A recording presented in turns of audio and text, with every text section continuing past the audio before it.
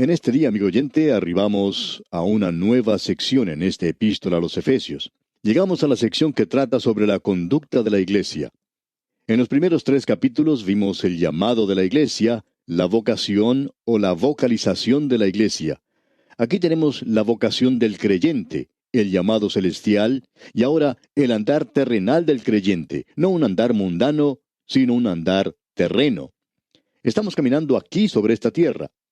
La iglesia está sentada en los lugares celestiales en Cristo. Él es la cabeza del cuerpo y está sentado a la diestra de Dios. Pero la iglesia tiene que andar aquí en este mundo, como veremos más adelante. La iglesia aquí es llamada un nuevo hombre.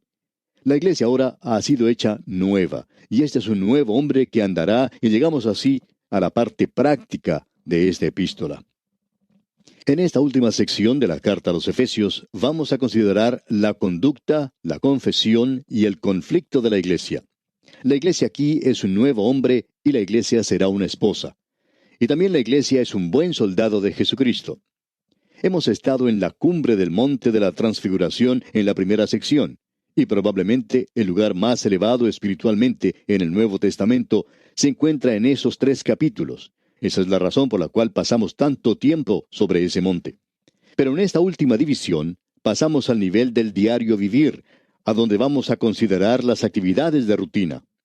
Vamos a entrar aquí a lo que realmente es básico, donde nos enfrentamos a un mundo poseído de demonios y a una muchedumbre escéptica.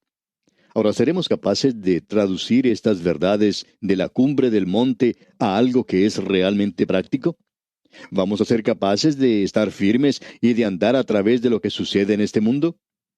Nuestro Señor dijo que estábamos en el mundo, pero que no pertenecíamos al mundo. Se ha indicado que esta epístola a los Efesios ocupa la misma posición teológicamente que ocupa Josué en el Antiguo Testamento. Llegamos ahora a la posición donde esta verdad es manifestada. Josué, usted recordará, entró a la tierra prometida. Él guió a los hijos de Israel a pasar el Jordán. Eso nos habla de la muerte, la sepultura y la resurrección de Cristo. Él los llevó a ellos a la tierra prometida. Allí es donde usted y yo vivimos en el día de hoy, o por lo menos donde deberíamos estar viviendo hoy, en el territorio de resurrección. Josué los llevó a la tierra que Dios les había prometido a Abraham, a Isaac y a Jacob, y también a Moisés. Era suya por el derecho que le daban las promesas. Pero él tenía que apropiarse de ella tomando posesión, y posesión es la principal palabra en Josué. Llegamos ahora a esta parte donde está esa palabra aquí. Antes, en los primeros 3 capítulos, era la posición. Nosotros hemos sido bendecidos con toda bendición espiritual. Dios hizo eso para nosotros. Pero, ¿estamos andando aquí nosotros en posesión de ellas? A los hijos de Israel se les había prometido esa tierra, pero para ellos era algo del futuro, porque hasta entonces ellos nunca habían podido entrar allí.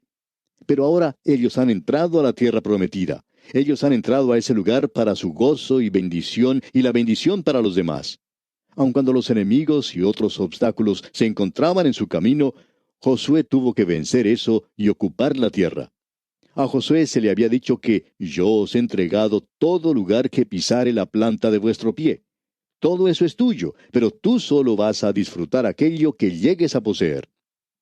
Ahora el creyente tiene el privilegio hoy de entrar y ocupar, poseer todas las bendiciones espirituales en los lugares celestiales, las inescrutables riquezas de Cristo. Pero ellas deben ser buscadas con un detector espiritual que es la palabra de Dios. Hemos podido observar declaraciones gloriosas. En lo futuro habrá mandamientos. A aquellos que han sido llamados a ocupar un lugar tan exaltado, se les demandará una forma de vivir que esté de acuerdo con este llamado. Hay tantas personas en el día de hoy que se han detenido en la primera parte de esta epístola a los Efesios. Se convierten ellos en santos superespirituales. En cierta ocasión, un pastor conoció a un matrimonio que era bastante activo en la iglesia, sin embargo, no eran miembros de esa iglesia. El pastor les preguntó un día, ¿por qué no se unían a la iglesia? ¿Por qué no se hacían miembros? Y ellos miraron hacia arriba y dijeron, nosotros somos miembros de la iglesia invisible. Y sus ojos parpadeaban al decir eso. Bueno, el pastor también miró hacia arriba, pero allí no vio nada de esa iglesia invisible, y por supuesto, la razón por la cual no vio nada era porque era precisamente invisible. Pero amigo oyente, nos hemos dado cuenta que muchas veces esas personas que dicen ser miembros de la iglesia invisible son realmente invisibles. Son invisibles los domingos por la noche y son invisibles los miércoles por la noche o cuando corresponda al día de oración y estudio bíblico. En realidad, muchos de ellos son invisibles cuando uno necesita a alguien que le ayude. Pero la iglesia invisible, amigo oyente, tiene que hacerse visible aquí en la asamblea local y las personas aquí abajo tienen que andar de esa manera. Hemos llegado entonces a la parte práctica. La conducta terrenal de la iglesia, la vocación. En este capítulo, la iglesia es un nuevo hombre. Tenemos en los primeros 6 versículos la exhibición de este nuevo hombre. Luego, en los versículos 7 al 16, tenemos la inhibición del nuevo hombre. Entonces tenemos los versículos 17 al 32, donde podemos ver la prohibición del nuevo hombre. El nuevo hombre debe exhibirse a sí mismo aquí en la tierra. Los miembros de la iglesia invisible tienen que hacerse visibles, tienen que exhibirse a sí mismos, tienen que ser personas extrovertidas, si me permite la expresión, y promover y predicar la palabra de Dios. Debemos decir que lo que sigue aquí está restringido a aquellos que están en Cristo. Las personas a las cuales estamos hablando en el presente, por lo menos a las cuales se está hablando aquí en esta epístola, son aquellos que han sido salvos, y el Espíritu de Dios les está hablando a ellos. Ahora, amigo oyente, si usted que nos está escuchando en el día de hoy no es creyente, y sabemos que muchos que no son creyentes nos escuchan porque nos han escrito informándonos eso, lo que Dios está diciendo aquí es que Él no le está pidiendo a usted que haga nada hasta cuando usted llegue a ser uno de sus hijos mediante la fe en Cristo y llegue a formar parte como miembro de su cuerpo. Esto es para aquellos que tienen redención y han oído la palabra de verdad.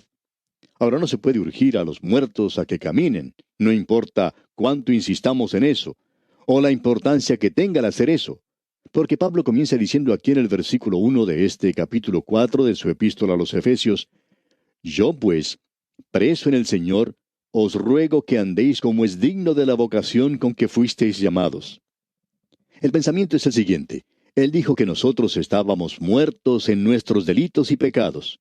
Esa es la condición del perdido. Usted no va a un cementerio con un sargento del ejército para que él dé una orden de atención a los que allí se encuentran y luego les dice que se levanten y que marchen. Amigo oyente, es mejor que usted comprenda esto con toda claridad. Si usted dice eso, pues no va a haber a nadie que marche. Nadie se va a mover allí. Ellos primero tienen que recibir vida, tienen que ser revividos, tienen que tener luz. Así es que Pablo no está hablando aquí a personas que no son salvas. Permítanos decirle, sin embargo, amigo oyente, que para nosotros es un placer tenerle a usted si usted no es un creyente. Pero permítanos decirle que usted debe quedarse como observador nada más y escuchar, porque lo que tenemos aquí le dirá a usted lo que Dios le puede pedir a usted si usted llega a ser un creyente. Y luego, cuando usted observe a su alrededor, usted sabrá si los santos, los creyentes que usted conoce, están viviendo como Dios quiere que ellos vivan. Esto, digamos de paso, es un programa muy bueno para tener a mano y ver si los santos se están comportando como deben. De modo que tenemos aquí instrucciones dadas a un nuevo hombre, no al hombre que está muerto en delitos y pecados. El mundo está diciendo en la actualidad, y las religiones están diciendo lo mismo: haz algo y llegarás a ser alguien. Sin embargo, Dios dice: sé alguien y luego podrás hacer algo.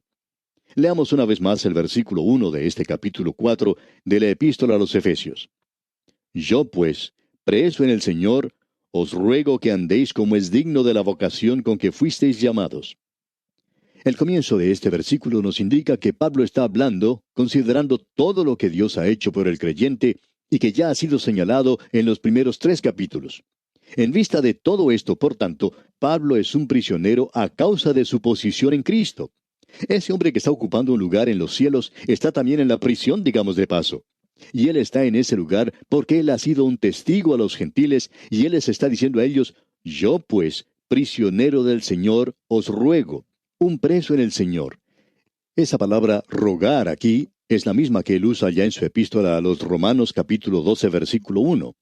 No es el mandamiento que se escuchó en el monte Sinaí, acompañado de fuego y truenos. Es el gentil llamado del amor. Os ruego que andéis como es digno de la vocación con que fuisteis llamados. Y en Romanos dice: os ruego pues por las misericordias de Dios, que presentéis vuestros cuerpos como un sacrificio vivo. Aquí es el andar como es digno de ese llamado. Este es un llamado para andar en un nivel que está de acuerdo con su posición que tiene en Cristo. Pablo dice en su epístola a los Filipenses capítulo 1 versículo 27, solamente que os comportéis como es digno del Evangelio de Cristo, para que, o sea que vaya a veros, o que esté ausente, oiga de vosotros que estáis firmes en un mismo espíritu, combatiendo unánimes por la fe del Evangelio. Es decir, su forma de vivir, el estilo de vida.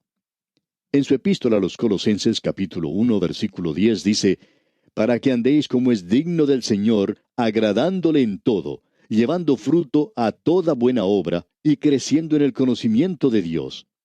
Y luego, escribiendo a los tesalonicenses en la primera carta, capítulo 2, versículo 10, dice, vosotros sois testigos, y Dios también, de cuán santa, justa e irreprensiblemente nos comportamos con vosotros los creyentes. Y aquí le está diciendo en Efesios, os ruego que andéis como es digno de la vocación con que fuisteis llamados. Ahora, amigo oyente, la gente quizá no le está diciendo nada a usted, pero ellos están oliendo un aroma, por así decirlo, para ver si usted es genuino o no lo es, para ver si usted es realmente un hijo de Dios por medio de la fe en Jesucristo. Y la única forma por la cual ellos pueden saber es por su forma de andar. ¿Cómo camina usted a través de la palabra? Y de paso, lo realmente importante no es cómo camina usted, sino dónde camina. Usted recuerda lo que nos dice el apóstol Juan, que si andamos en luz, como Él está en luz, tenemos comunión unos con otros. Y eso es andar en la luz de la palabra de Dios. ¿Cuánto tiempo pasa usted, amigo oyente, realmente estudiando la palabra de Dios? ¿O no sabe usted que sus mismos hijos conocen cuánto tiempo pasa usted en la Biblia? ¿No sabe usted también que sus vecinos lo saben? ¿No sabe usted que la gente en la misma iglesia sabe cuánto tiempo pasa usted en todo eso? Y luego, cuando nosotros hablamos de comunión con Dios, tenemos que andar en la luz. ¿Y qué podemos decir acerca del hombre de afuera?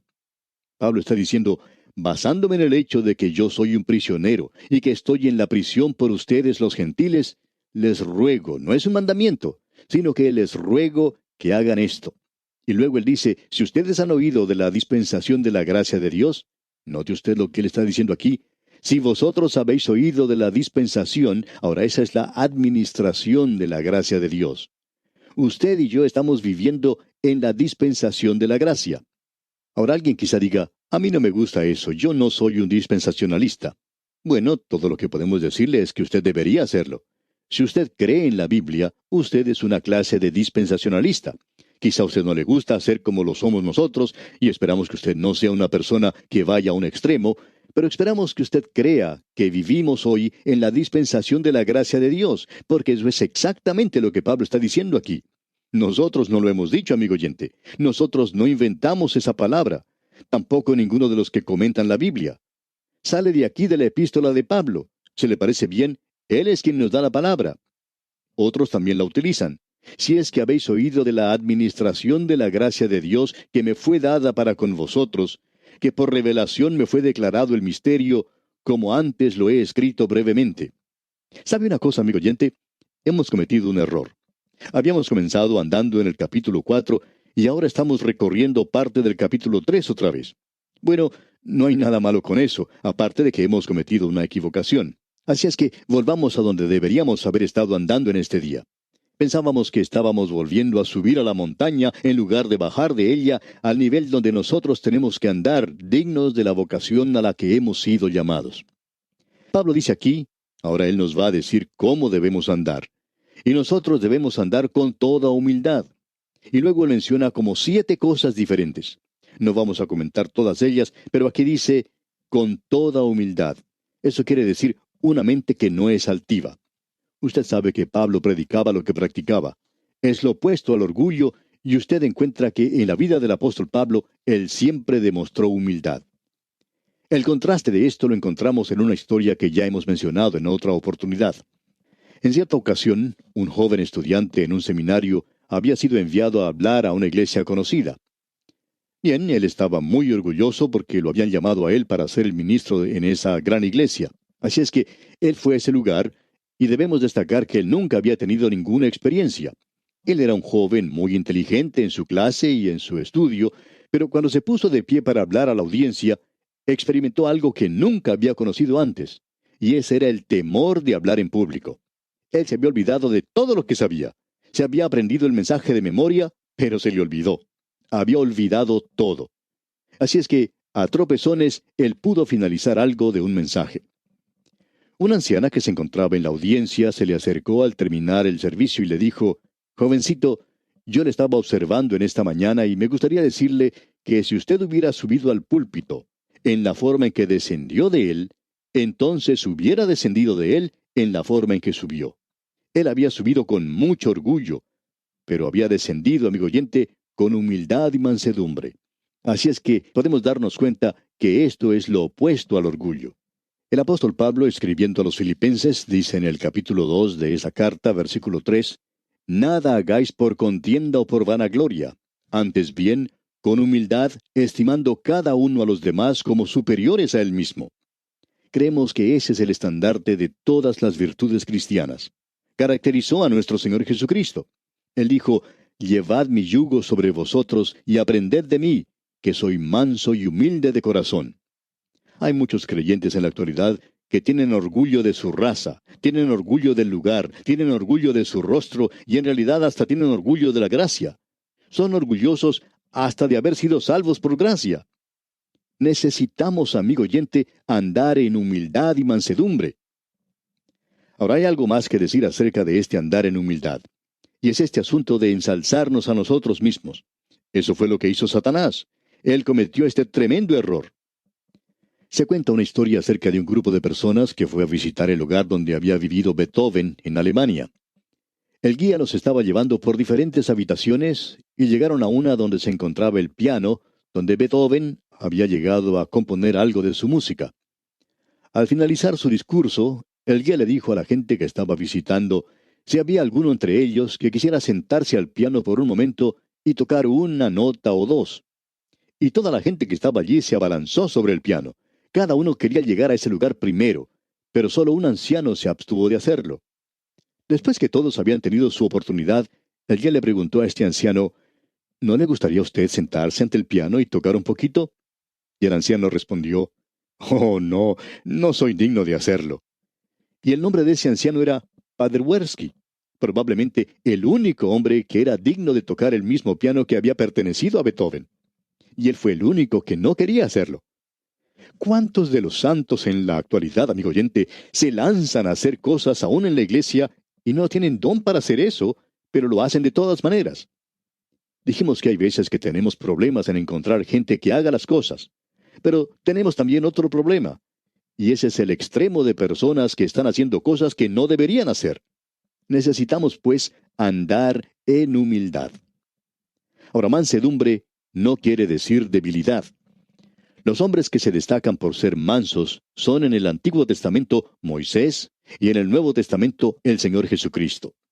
Es difícil imaginarnos esto cuando observamos a Moisés descendiendo del monte Sinaí y quebrando las tablas donde estaban los 10 mandamientos. Cuando uno observa lo que le dijo a su hermano Aarón y a los hijos de Israel, ¿llama usted a eso mansedumbre? Bueno, Dios la llama así. ¿Fue el Señor manso cuando Él se dirigió al templo y expulsó a todos los que estaban haciendo negocios alrededor de ese lugar? Sí, amigo oyente, Él fue manso. Bueno, el mundo no llama a eso mansedumbre. ¿Qué es entonces mansedumbre? Mansedumbre es tener el deseo, el gusto de hacer la voluntad de Dios a pesar de las consecuencias, el inclinarse uno mismo a la voluntad de Dios. Eso es mansedumbre. Paciencia es tener un buen temperamento. Ese es un fruto del Espíritu. Cuando estudiamos allá la primera epístola del apóstol Pablo a los Corintios, hablamos de esto. Tener paciencia quiere decir el quemar algo lentamente por un período largo de tiempo. Quiere decir que nosotros no debemos ser cortos en nuestro punto de vista. Hay algunos de nosotros que somos así. Repetimos pues que este es uno de los frutos del Espíritu. Ahora, la cuarta cosa que notamos aquí es lo siguiente: soportándoos con paciencia los unos a los otros en amor.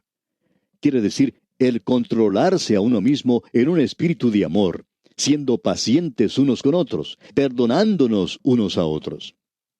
Luego se menciona un quinto punto, y es el de guardar la unidad del espíritu. El Señor Jesucristo oró para que nosotros pudiéramos ser uno. El Espíritu de Dios nos ha bautizado en un cuerpo.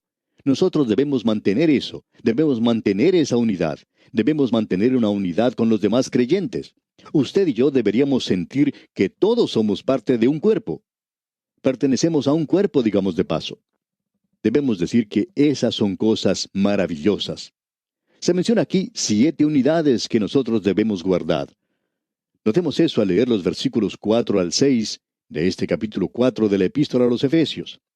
Un cuerpo y un espíritu, como fuisteis también llamados, en una misma esperanza de vuestra vocación. Un Señor, una fe, un bautismo, un Dios y Padre de todos, el cual es sobre todos, y por todos, y en todos. Un cuerpo es el cuerpo de creyentes. Comenzó en el día de Pentecostés y está durando hasta el rapto. El Espíritu nos bautiza dentro del cuerpo. Luego dice, una misma esperanza de vuestra vocación. Esa esperanza es la esperanza bendita. No tenemos otra esperanza. Un Señor, y esto se refiere al Señor Jesucristo, a su señorío sobre todos los creyentes. En quinto lugar tenemos una fe, y eso se refiere al cuerpo de verdad que se llama la doctrina de los apóstoles, mencionada ya en el libro de los Hechos de los Apóstoles, capítulo 2, versículo 42. En sexto lugar tenemos un bautismo, y se refiere al bautismo del Espíritu Santo. El bautismo verdadero es el bautismo del Espíritu Santo. El bautismo ritual es un bautismo por agua. Luego, en séptimo lugar, tenemos un Dios y Padre de todos. Y esto se refiere a la paternidad de Dios en cuanto a los creyentes. Ya que solo hay un Padre, Él no es el Padre de los que no son creyentes. La unidad de los creyentes produce una marcada diferencia entre los creyentes y los que no son creyentes.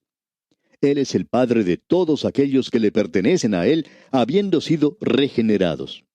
Ahora Él está sobre todo, a través de todo y en todo. Eso quiere decir que Dios es inminente y que Él es también trascendente. Como podemos ver, amigo oyente, nos encontramos en una hermosa sección de la palabra de Dios. Y aquí vamos a detenernos por hoy porque nuestro tiempo ya ha terminado. Es nuestra oración que el Señor le ayude a caminar como es digno de la vocación con que el Señor le llamó.